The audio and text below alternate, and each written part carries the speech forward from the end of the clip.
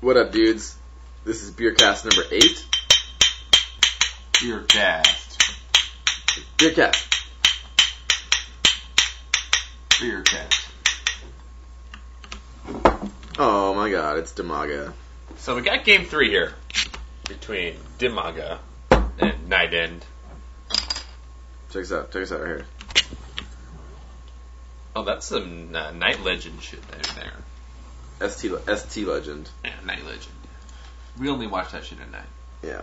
Alright, so just for reference, this is game 8 of BeerCast, game 3 of the set between Dimaga and nydus, and Beer's 9 and 9 for Rainier and Mr. Flood, respectively. Yeah, tonight we could only afford an 18-pack, and we were at the dregs of that. But you know what?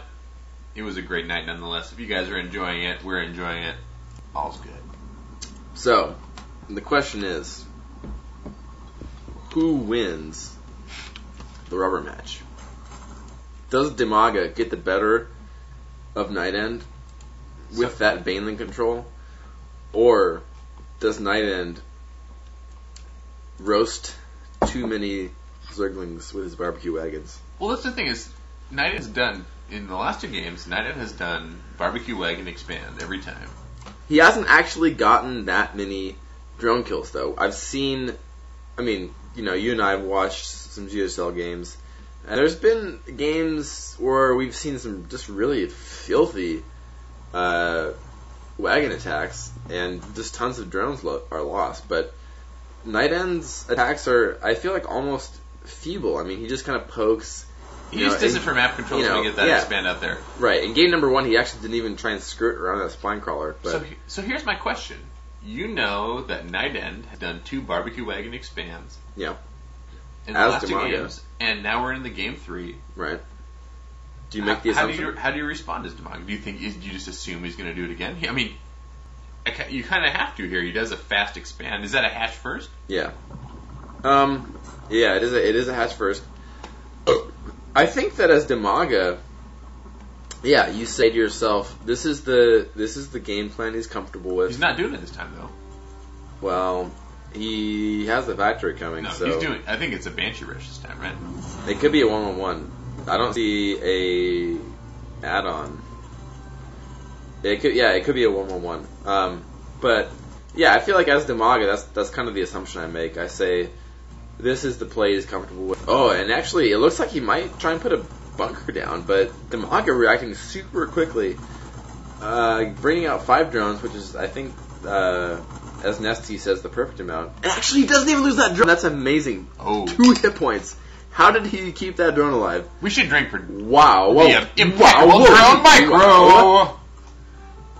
So he's about to scout what nydus is doing. Do you put down a 3rd expansion? Or do you start getting some gas so you can drone up and make some spore colonies? I don't know if Dimaga sees it, man. I think it's Dimaga's. Well, it is a starport coming up, though. You actually called that 1-on-1. You are a sick nerd baller there, Mr. Flood. Oh, please. But the spine crawler comes up. No, Dimaga sees that there's no expansion, so he knows that something's up. Yeah, his Zergling is here. I guess you don't put up the 3rd. You gotta put up start getting some sort of defense. Let's see how he responds. Spine crawler? Yeah, and there are some interesting. Does he got an Evo coming? There are some interesting Marine Hellion timings that you can do off one base, but I think he's gonna assume. that. In terms of the meta game right now, that's not really happening. Yeah, right.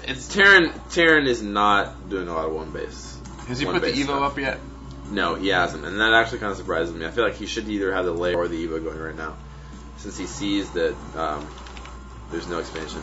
But let me just say, it's entirely possible that there'd be a command center down here that he doesn't see. 4 Hellions coming in, getting their They're not going to get wheels. far. Those wagons aren't going to get far. They're getting their wagon wheels rolling. Oh, look at this! So many queens. So many queens. Beautiful by Dimaga. The queen is just such a great unit. I love to see this heavy queen play because it's not an expensive unit. and it just has so much functionality. It's such a diverse unit, you know. Yeah, absolutely. I feel like it's really underestimated. And I'd rather have like, what was that game that I just watched? A game where a Zerg player had like 5 or 6 queens in a battle, and they were only as a damage sponge. They were working with like hydras and banelings. God, what was that? Anyway, it was beautiful to watch because the queens were just transfusing each other and just soaking damage on the front line. Obviously, their damage output is very low, but they're doing a great job of like just sitting on the front line, soaking up a lot of damage, transfusing each other, while the hydras behind them did a lot of damage output. And I feel like that's an entirely underestimated tactic. Oh, here comes the Banshee. It is cloak enabled. So, as you said, Mr. Flood, the lack of an evolution chamber and a lair for Dimaga is going to hurt him. Seems like if I was Dimaga, or if I was Knight, I wouldn't really be targeting down the queens. I'd probably be trying to kill as many drones as I could at this point. Is he going to lose it? No, he has some energy. He survives. Nonetheless, this is a pretty. He's got another one. Another one coming in, man. Yeah. And you can't say that Dimaga should not have known. To me, this is one of the most standard metagame things going on right now. Is that there's no expansion, so Banshee Rush is coming. It's just such a quintessential move against a Zerg player. It's like, okay, you got the Overseer, so yeah. The layer finishes, the Overseer comes out, and really, I don't know if Knight did enough damage there. His supply is way ahead though. He's at 67 against the 45 of Dimaga. He has yet to take his second. Big round wagons coming in. Zerglings are trying to fight, but they just get toasted so quick. The Queen's doing a good job, but the Spine Crawler's not in range yet. Now he brings the drones. Yeah, you got to bring the drones near the Spine Crawler in order to get that damage on the Hellions that you need. The Queen is blocking the ramp. Good positioning there. And he will stabilize, but his supply is quite low. I don't know if he with Dimaga only has 20 drones. To 32. Dimaga's got to be in trouble here. That's a really tough break, and the armory already comes up. So if you're Knight End, if you want to play standard, if you want to play safe, you take an expansion here. Yeah. Looks like he's going to do that. Well, he already had the command center built. Yeah. And really, I think you just keep the harass going. You keep pressure on him. Definitely. Yeah. You make sure you keep him after control. You make sure he doesn't get any more extra expanse to get some sort of equality going in the macro game. Right. He has a Viking coming out. The Viking is going to do the Overlord sweep. He's going to come down here. He thinks there might be an Overlord down here. Look at this. Just great waypointing. Look at this. He's going to send it all the way around this way, looking for Overlords.